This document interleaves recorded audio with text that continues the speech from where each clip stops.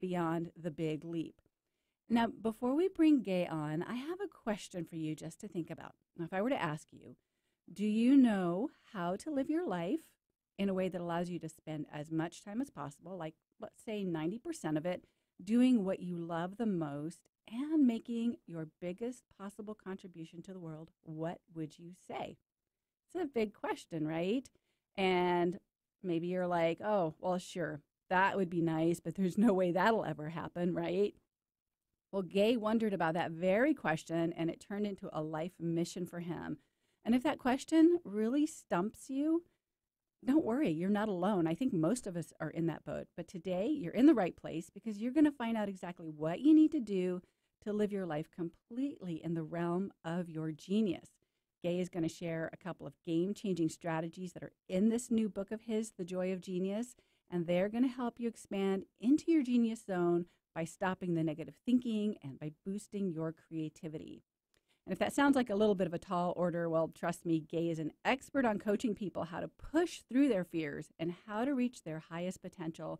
And that spot, that sweet spot, is what he calls the realm of genius. Now, if you're already living in your genius like 90% of the time, you should probably just get up and do a happy dance right now because that would be super impressive. I'm not even at that point yet, and I think really very few of us are. So the goal of the show today is to have Gay break down exactly what we need to do in order to spend more time doing those things that make us happy and fulfilled, not just doing the things we're really good at. And I love that his approach is really simple. The book is easy to follow, and I think you're going to love it too. And I'll say too, I'm not the only one loving on Gay Hendricks. His fans include Neil Donald Walsh, Ariel Ford, Mariel Hemingway, and Deepak Chopra. And even get this, Deepak Chopra pointed out something that I really love. He pointed out that what Gay is really doing is connecting us to the inner intelligence of our body, which is the ultimate and supreme genius. Those are Deepak Chopra's words, of course. They're beautiful. But I think they really get at the heart of what this is all about. Now, by the way of background, Gay Hendricks has a long and accomplished career. He has been a leader in the fields of relationship transformation and body-mind transformation. He's been at it for more than 45 years. He's written more than 40 books, including bestsellers that you may have probably read, like The 5 Wishes, The Big Leap, Conscious Loving, and The Conscious Loving Ever After.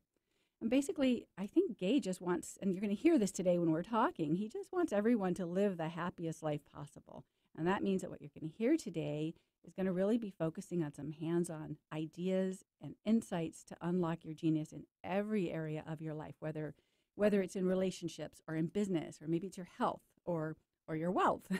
So whether you're needing a kick in the butt to stop making excuses or you're needing a practical plan to get going, stay tuned to hear Gay tell us how to open up a space that will allow us to step into our genius full time.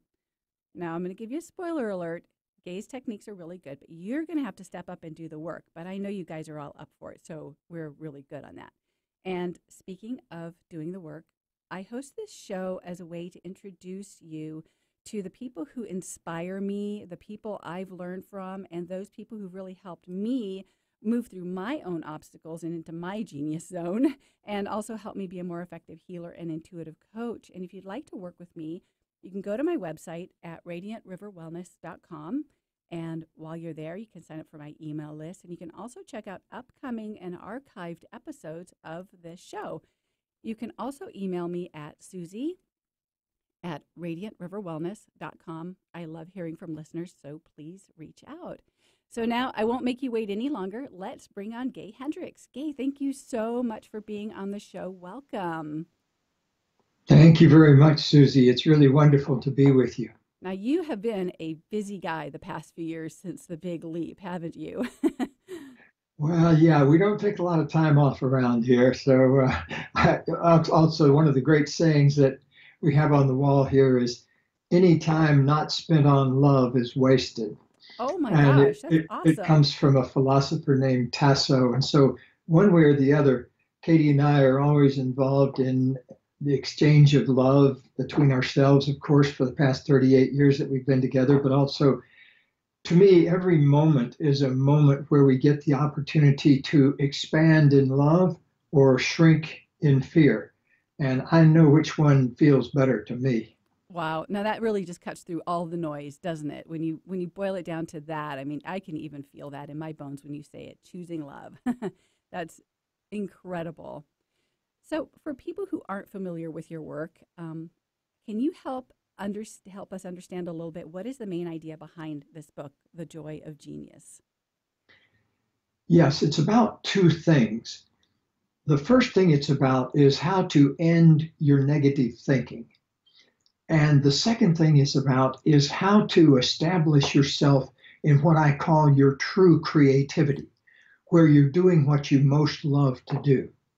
And so the book, it's not a long book. It's one of the shortest books I've ever read because I started out with a long book and then I kept compressing and compressing down to the very essentials till I got down to, my goal was to give something to a person, put in their hands a book that would change their lives if they read it on an airplane flight from San Francisco to LA or from New York to Washington or from Chicago to St. Louis, or from Seattle to Portland. So a little chunk of material that will change your life no matter where you are in your life.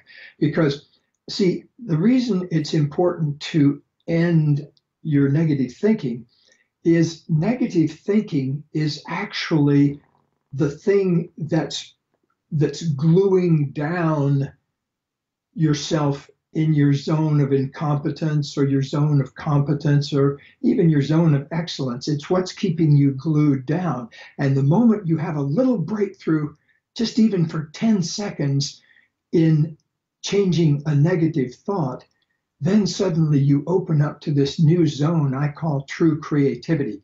You get on what I call the genius spiral. In The Joy of Genius, I set up a whole new, I don't really call it the zone of genius anymore because that's kind of enclosed. I call it a genius spiral, that once you get on it, you begin to soar upward and upward, occupying more of your genius all the time, which is basically doing what you most love to do and what brings the greatest value to you and the people around you. So, what is the biggest challenge for people to kind of reach and stay in their genius? Is it that negative thinking, or is there more to it? Yes, there's a little more to it in that it's also deeply ingrained in our bodies in the area of fear. Mm, That fear is the key emotion that keeps us from opening up in these moments to occupy more of our creativity. And in The Big Leap, the predecessor to The Joy of Genius, which came out about 9 years ago, I pointed out that in the people I had worked with, there were only a small handful of fears that really ran people's lives in a negative way and gave fuel to all of that negative thinking. One of them is probably the biggest one that so many people share is the fear that there's something fundamentally wrong or flawed about them. mm. And I've met so many people, even, I just can't help sharing this. Yesterday, I got a text from a person who has been a client of mine who's the star of a very, very popular television show. And she's right in the middle of taping a season of it. And in the midst of that, all of her old self esteem issues were coming up. And here she is, a recognizable person everywhere in the world and on a hit TV show for many, many years. And still self esteem issues are coming up. And she was texting me and saying, how can I learn to love myself right now? Oh, And so I made some suggestions to her that are basically along the lines of what you and I are talking about, which is that at every moment, you're either contracting in fear, which gives rise to this spiral of negative thinking that keeps us out of our genius spiral, or we're expanding in the ability to love and accept ourselves, which is then opening us more to the genius spiral, to this area within us that I believe houses our true creativity. wow. I think it's so beautiful that you shared that, somebody who is in a place that is just seemingly incredibly successful can still have this return of these negative thoughts that kind of dive bomb us, right? It's an ongoing process to work through this. I love that you call it the genius spiral now, because it kind of gives me this idea that we kind of keep coming around to these things, but we keep moving through them, right? Yes, and it's really. I was out in my backyard one time. I live here in Southern California in a little mountain valley where there are wind currents and hawks like to come here and fly. And I was sitting there in my backyard looking up at the sky, and I was watching a hawk spiral up into the sky. And I was watching how the hawk was doing it. It was by making these tiny adjustments that was allowing it to proceed further and further up in a very effortless way. It wasn't flapping its wings wildly or anything. It Yeah. was simply learning to ride the wind. Oh, awesome. And that gave me such a powerful metaphor. That's where this idea of changing the language a little bit instead of a zone of genius to talk about the genius spiral, because what happens is genius is addictive. The more you open up to it, the more you want to open up to it. See, when I began thinking about all this, about I guess it was about 35 years ago now, I caught myself in the middle of what I call in the big leap an upper limit problem, where I was feeling good one moment and then I kind of shut down, and I began to realize, I do that a lot. I'll get to feeling good and then I'll eat something that's not good for me, and then I'll feel bad, or I'll have a good time for a few days in the relationship I was in at the time, and then suddenly we'd start an argument with each other, and then we wouldn't speak for a week. And so I saw that we come with these upper limits that we've got on ourselves that are artificial. There's nothing real about them. They're based in an old fear. And so I began to look into these fears, and suddenly I realized, wow, I'm carrying around a fear that there's something fundamentally wrong with me, that I don't deserve love. And as I begin to open up and talk about that and even do some writing about it in my book, Learning to Love Yourself, which came out, gosh, I think 36 years ago, something like that, I realized that there were these big areas of myself that I'd never really learned to love myself. And so I was operating out of fear. And as a result, I realized I'm only spending about 10% of my time doing what I most love to do. And that was just such a depressing thought to me at the time. My gosh, here I am. I've got a PhD from Stanford and I'm smart and all that. Why am I only spending 10% of my time doing what I most love to do? And so that's where I began to write The Big Leap. And I'm so glad now it's an interesting book in the sense that it's a bigger bestseller now than it ever was when it first came out, which can only mean that people are talking about it by word of mouth. And I'm so grateful to all the therapists and coaches and business executives who have adopted The Big Leap as an operating manual, because it really sets up the new book. Because if you love The Big Leap, you're really going to like The Joy of Genius. You're going to love it. And it takes you into a new dimension of that kind of effortless soaring into more and more your genius that I was talking about when I shared that story about the hawk I was watching in my backyard. I think every time I see a hawk now, I'm going to think of that. And I'm so glad that I have that thought now in my mind, because that's just incredibly powerful imagery to go along with this idea. Um, Now, you were talking about genius as being addictive, which I love, because I would much rather be addicted to that than be addicted to the kind of that negative fear-based thinking, because that's kind of addictive too, isn't it? Yes, absolutely. It's contagious. Oh And no, even worse. even worse. Um, it's like just about, I was sharing with the example of my friend, the actress, about how no matter where you are in your life, you're always going to be uncovering a new opportunity to love yourself. And here is where it becomes magical, because the very things that we think of as our biggest problems are also the biggest potential doorways to your genius. Think about that. Yeah. Is that That the genius moments you talk about in your book? yes, the genius moment is really when you come up against any problem that you can't figure out a solution for, particularly the kind of problems that recycle more than three times. Oh, Three is a kind of a magic cutoff point for when you've got a trend going in yourself okay. rather than just a one off. So, like if you get in one car wreck when you were 23 and you never had another one till now, you learn from the experience. And so there's nothing much to worry about. But like I had a client, I think I talked about her in the Big Leap, that had had something like 29 car accidents by the time I met her, and Wow. she was only 40, I think, something like that. And so beginning to break up a trend like that is really important. So just notice any problem that's recycled three or more times, something that's come up in a relationship three or more times, or like if you've struggled with your weight more than three times. Yeah. So pick a prominent problem like that. And let me just give you my flat out guarantee that if you will do the genius move with that problem, watch what's going to happen. The problem's going to dissolve itself without effort. And what's going to happen is it's going to liberate a new opening to your creativity.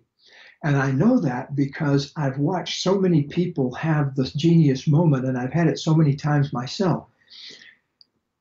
So, think of the miracle of going around instead of shrinking from our problems to go ahead and open up to them in a way that not only clears the problem up, but also uncovers more of your natural creativity. See, when I began thinking about this, I identified that 90% of the time I was doing stuff either in my zone of incompetence, stuff I wasn't good at, or I was doing something in my zone of competence, which I was something I was okay and could do, but somebody else could do it just as well. Hmm. And I also realized I was stuck sometimes in my zone of excellence where I was doing things that I was really good at and got good feedback for, made money with, et cetera, et cetera. But it wasn't what I truly, really wanted to be doing in my heart of hearts. And so when I began working with, especially with business executives, I began to realize that here were a lot of people focusing at the top of their professions. Like I used to do coaching with the top executive team at Dell and Monsanto and places like that way back in the old days, and Motorola. And I don't do that anymore. I've kind of a little bit semi-retired from traveling so much about 10 years ago. And so I'm sort of doing it from the back of the boat now rather than out front on the boat prow. and so I'll selectively go out about once a month or something like that. But most of the time I like to talk to people from the comforts of my home office here, with my cat sitting on my lap and my wife in the next room having a conversation of her own. So, but anyway, I've really, my lifetime has been a quest to occupy more and more of the genius spiral where suddenly one day, probably, I don't know how many years ago now, but I woke up realizing that I was spending 80 or 90% of my waking hours on the genius spiral, doing what I most love to do. And now it's been probably, many years. I can't remember exactly how many years, but many years since I've done anything that I don't love to do. And I want to highly recommend that everybody get to that place as soon as possible because it feels absolutely delicious. I would feel like I was committing malpractice if I didn't do everything in my power to help people get into that genius spiral just because it feels good and it's a contribution to people around you. Oh, one of my favorite parts of your book was the chapter that you talk about how to woo your true creativity. And this is partly because it's something where whenever I am in that space of my true creativity, I feel it. And I feel like feels so good. But I don't always stay in there. So you even have, like, you talk about the art of the woo. So tell us about that.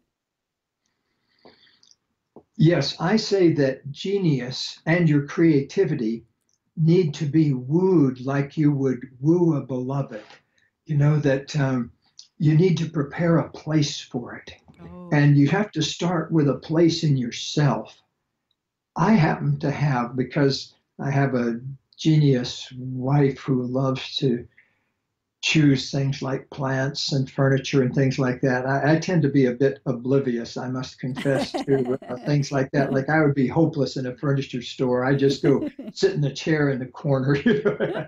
and and same thing with the clothing store. I'm very blessed that I have a shopping companion. Otherwise, I'd have my same clothing I had when I married her, which was two brown pairs of pants, three brown oh, shirts, six brown pairs of socks, two brown pairs of shoes. you have a and shopping genius at home. yeah. but now I have this wonderful office. But first, you need to prepare a place in yourself. You Mm. need to create a sacred space for your own creativity, and that means beginning with totally, absolutely, deeply in your heart, knowing that your creativity is sacred, that you have a creativity in you, you have a genius within you. And so that to me is the absolute essential place to start. Create that wonderful, loving home for your creativity inside. Then focus on creating a physical place. I think I shared in the book how I wrote my first big bestseller on in a borrowed with a borrowed typewriter on a desk that I made out of two concrete blocks on each end with an old door balanced between them or sitting on top of them. And that was me and my, uh, and then the typewriter stopped working, interestingly, after about 3 days. So I wrote the rest of the book on a yellow legal pad. And so there I was in a room that wasn't mine on a homemade bench. And yet it didn't really matter because it's the content, what comes from your heart, that matters. And so as soon as possible, we need to go deeply within ourselves and go through those fears to occupy that pure zone of creativity inside. I call your true creativity. Oh, I love that so much. Oh my gosh, thank you for that. So we're kind of getting to the end of the show here. I want to ask you about something. Relationships. Can relationships be in the zone of genius, or is it each person brings their own genius into the relationship? How does it work when you're talking about relationships, like say a marriage?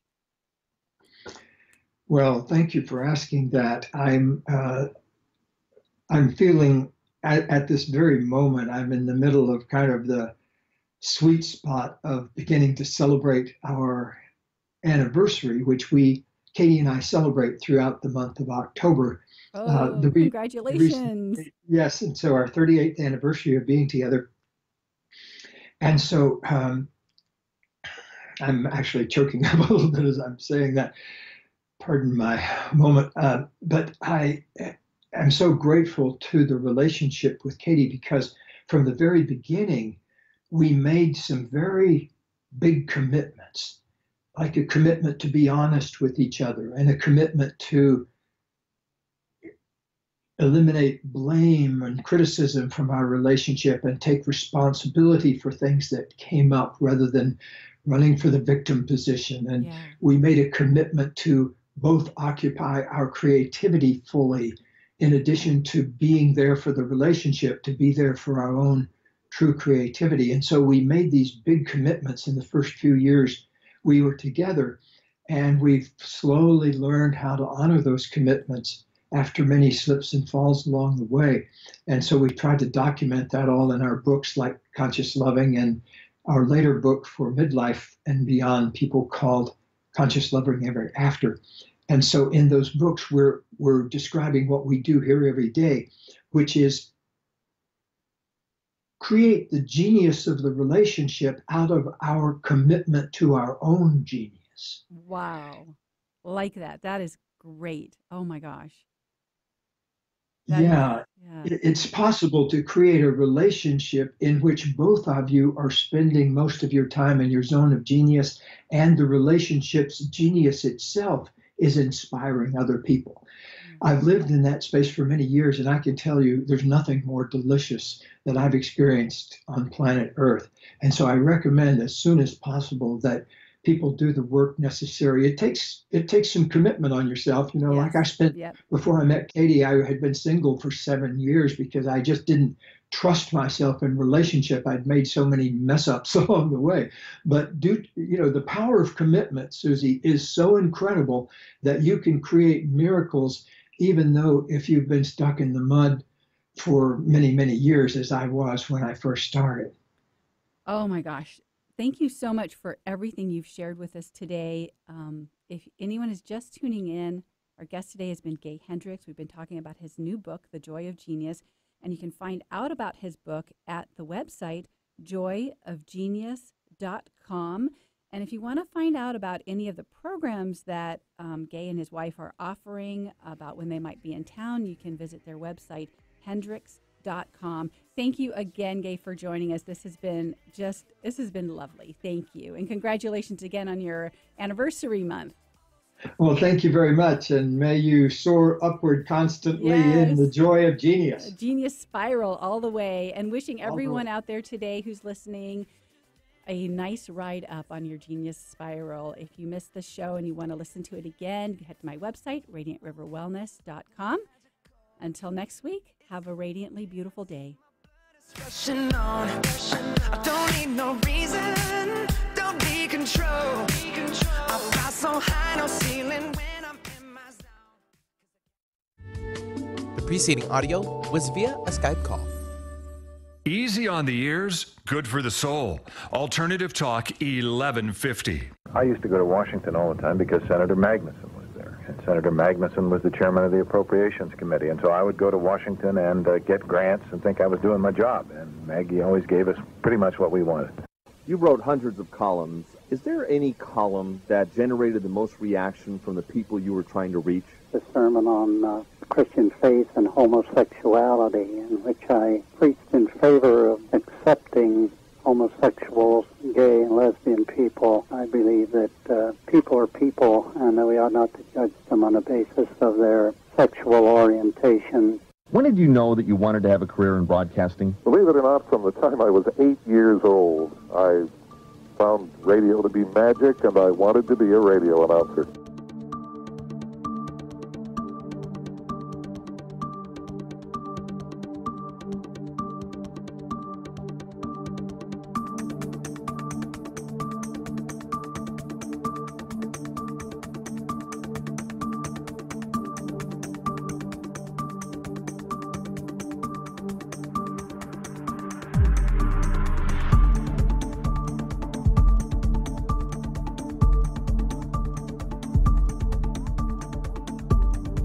That's former Seattle Mayor Charles Royer, the late Reverend Dale Turner of the University Congregational Church, and the late Seattle radio legend Jim French, from interviews I had with each of them around 20 years ago.